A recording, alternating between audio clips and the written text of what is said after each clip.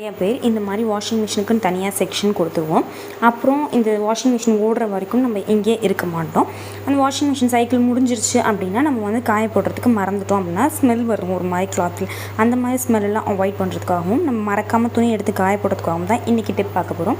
இப்படி suppose washing machine ஓடிட்டுருக்கு, இது முடிகிற வரைக்கும் நம்ம பக்கத்தில் நிற்க போகிறது இல்லை, அது சவுண்ட் வரும்போது நம்மளுக்கு கேட்கல அப்படின்னா இந்த மாதிரி நம்ம வீட்டில் வாஷிங் மிஷின் ஸ்விட்ச் பக்கத்துலேயே ஒரு ஃப்ளக் பாயிண்ட் இருக்கும். சப்போஸ் இல்லைனாலுமே அந்த இடத்துல ஒரு வாஷிங் மிஷின் வச்சுருக்கீங்களா அந்த மாதிரி இடத்துல இந்த மாதிரி ஒரு லேம்பை எடுத்து மாட்டிக்கோங்க, ஸ்விட்ச் ஆன் பண்ணிக்கோங்க.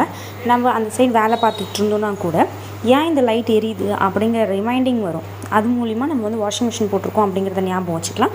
இந்த இதில் லைட் ஆஃப் ஆயிடுச்சுன்னா கூட இந்த லேம்ப் மூலிமா துணி இன்னும் நம்ம காய போடலன்னு நினச்சிக்கலாம். முடிச்சதுக்கப்புறம் இதை ஆஃப் பண்ணிவிட்டு நம்ம யூஸ் பண்ணிக்கலாம். இந்த டிப் யாருக்கெல்லாம் யூஸ்ஃபுல்லாக இருக்குன்னு சொல்லிட்டு சொல்லுங்கள். Bye, see you all, take care.